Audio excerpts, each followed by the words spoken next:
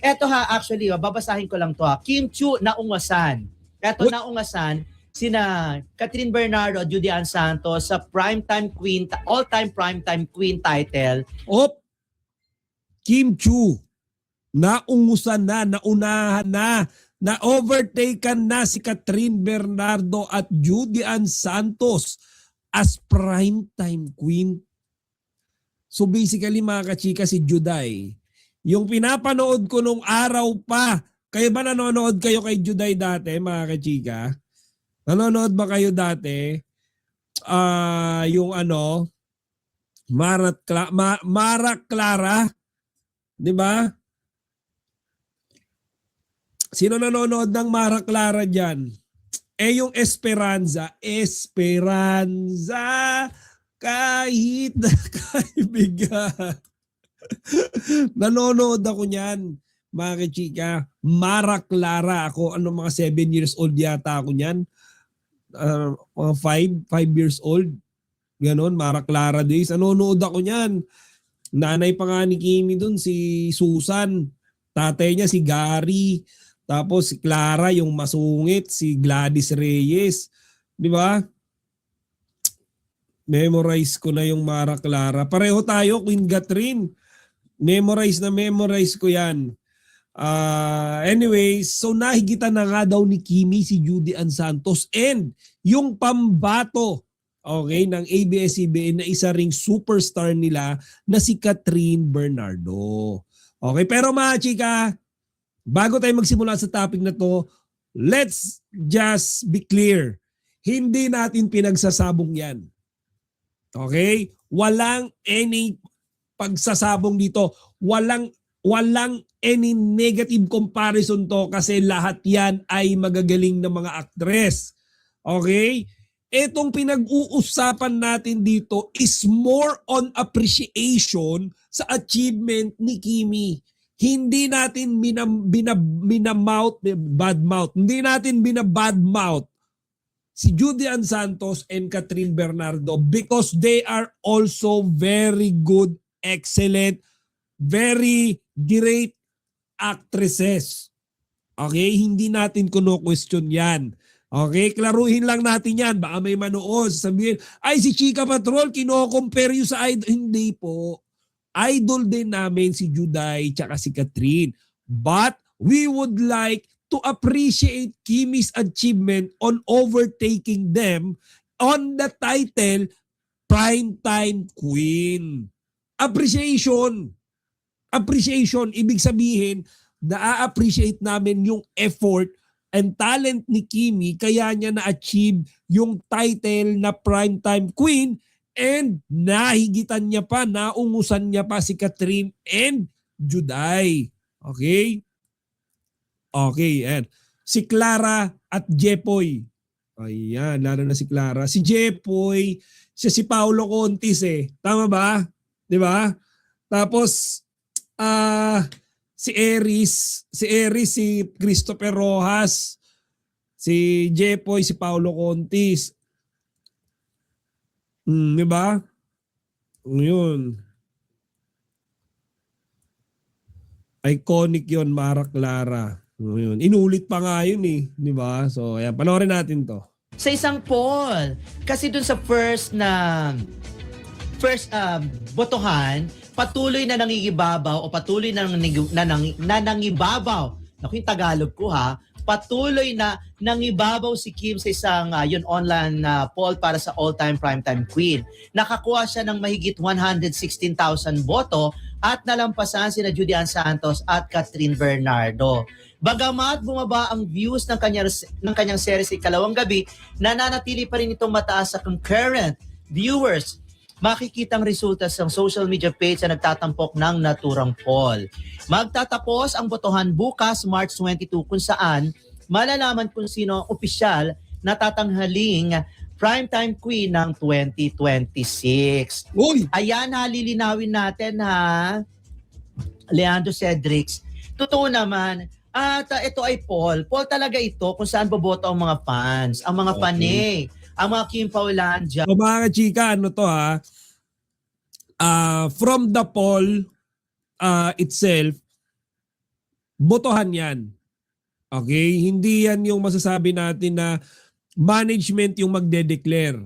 Okay? Or yung mga artista rin yung magde-declare or si Kimi self-proclaim. Yan ay poll. Okay? Yung tao, yung mga fans ang boboto niyan. Okay? So, ayan.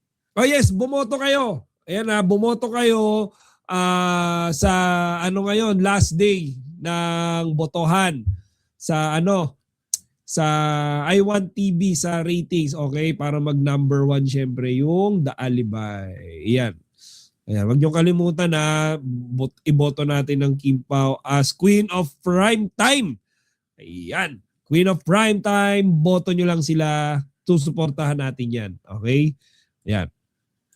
Para makuha o masungkit yung title nila na all-time primetime queen. All-time Hindi natin primetime pwedeng queen. baguhin niya na gawin natin princess kasi hindi naman yun talaga yung kanilang poll. Kumbaga queen talaga, all-time queen. Well, pwede naman si Kim dyan. Bakit naman hindi? Pwede rin naman si Judy naging primetime queen din naman yan. O si Catherine naging primetime queen din naman yan dahil yung mga ginawa niya mga serye talaga naman nag-top rated. Ang dami-dami, di ba? Bara Clara. O tapos yung kanyang Pangako Sa'yo. O, di ba mga kachika? Yung Mara Clara tsaka yung di ba Esperanza, yung Pangako Sa'yo kay Catherine, yan talagang malalakas yan. Pangako Sa'yo, pinanood ko, hindi ko masyadong gusto yung latter part nung version nila Catherine. Kasi medyo naging OA. Gusto kong part nung si Ina, nandun pa sila sa probinsya ni Angelo. Yun yung gusto kong part. Pero doon sa mga later part, di ba, yung dumating na doon si Claudia, si Angelica Panganiban, hindi ko na nagustuhan. Di ba? Tapos si Amor Power, si Jody, hindi ko masyadong gusto. Pero yung sa original na Pangako Sa'yo, si Amor Power, si Yula Valdez, tsaka si Jing Garcia, yun gustong-gusto ko yun. Yung sa version nila Catherine, nalalamyaan ako eh. Hindi ako masyadong, siguro dahil na-compare ko sa unang version, magaling naman si Catherine doon. Pero siguro din mga kasama niya rin, hindi ako masyadong satisfied sa acting. Tama ako. Ang dami-dami, di ba? Bara Clara. O tapos yung kanyang Pangako Sa'yo. Tama ako, di ba? May ganon. Tama ba ako yung Pangako Sa'yo? Tama ba ako? Oo, basta yun. Ayun. Ayun. At lahat naman ng ginawa din ni Catherine ay primetime. Kaya lang Paul kasi ito ngayon, Paul ito. Nung mga nakaraan siguro, pwedeng naungusan siguro si Kim or naungusan ni Judy Ann. Yung before, mga kachika, dinadaan siguro nila yan sa ratings. Kung sino yung show na may pinakamataas na rating sa TV, kung sino yung leading lady doon, siya yung primetime queen. For example, The Alibay. Okay? And then, yung kasunod niya, kung ano mang show yan, ano ba, ganito, The Alibay and then Encantadia. Diba? Kung sino sa kanilang dalawa yung may mataas na rating sa show na yan, kung sino man yung bida doon sa show na yon, siya yung magiging primetime queen. Diba? Yung parang lead actress. Diba? Yung lead actor, siya yung primetime king, primetime queen. Yun yung before. Ngayon kasi ginawa ng poll. Paramihan na ng supporters, paramihan na ng suporta, at saka bigayan ng mga stars. Sa ngayon, hindi pa masasabi na nahigitan na ni Kim Chiu sina Catherine Bernardo at Judy Ann Santos bilang primetime queen, pero may strong case na siya ngayon bilang isa sa top contenders. Bakit malakas si Kim Chiu ngayon? Sunod-sunod ang successful primetime shows niya. Halimbawa, Linlang, What's Wrong with Secretary Kim PH adaptation. Malakas ang online buzz at streaming numbers. Versatile, kayang drama, rom-com at hosting. Bakit hindi pa siya definitive na primetime queen? Si Judy Ann Santos kasi or Juday ang original at iconic na primetime queen. Decades ang impact niya sa TV. Si Catherine Bernardo naman ang modern era box office at TV queen, lalo na sa consistent hits at malaking fan base. Ang title na Primetime Queen ay hindi lang sa isang hit. Longevity plus cultural impact at consistency ang basihan. Verdict: Kim Chiu equals nasa peak at very relevant ngayon. Catherine Bernardo equals dominant pa rin sa modern generation. Judy Ann Santos equals legacy queen, mahirap pantayan. Kung magtutuloy-tuloy ang success ni Kim Chi-yu sa prime time sa loob ng ilang taon pa, posibleng makonsider siya sa parehong level. Pero as of now, hindi pa siya officially nakahihigit. Sa totoo lang, mukhang fan-driven hype o opinion-based headline lang yang balita na nahigitan na ni Kim Chi-yu sina Catherine Bernardo at Judy Ann Santos bilang primetime queen.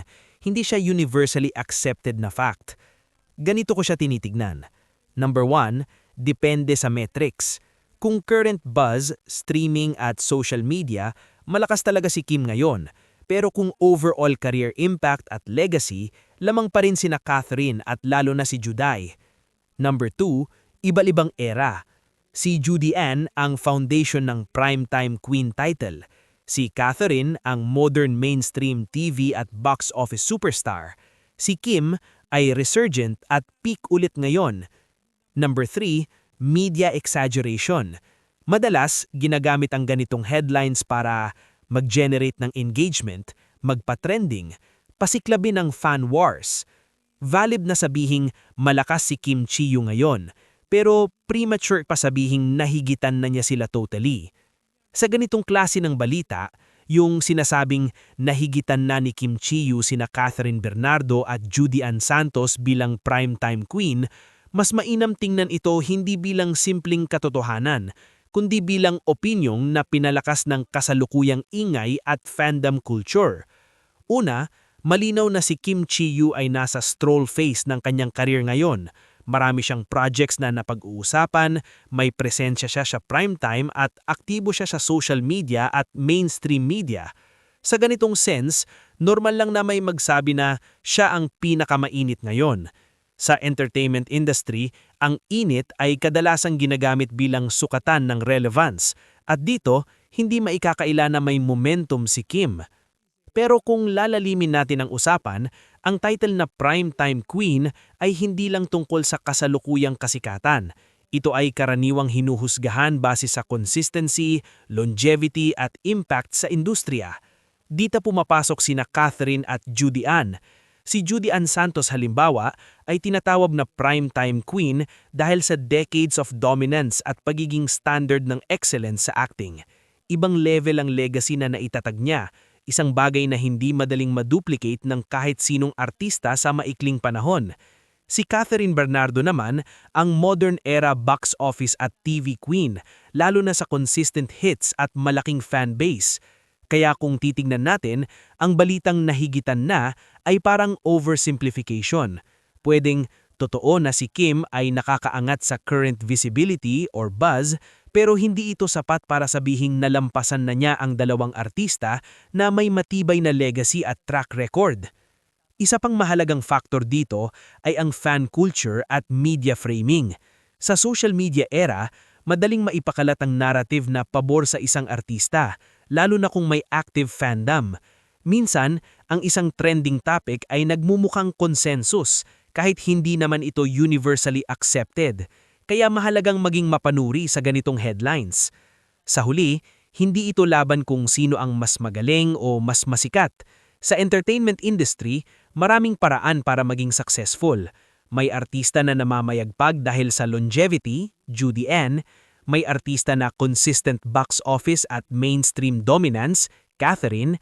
At may artista na nasa peak moment of relevance, Kim. Ang mas makatarungang pananaw, lahat sila ay may kanya-kanyang domain ng dominance. Hindi kailangang pabagsakin ng isa para iangat ang isa.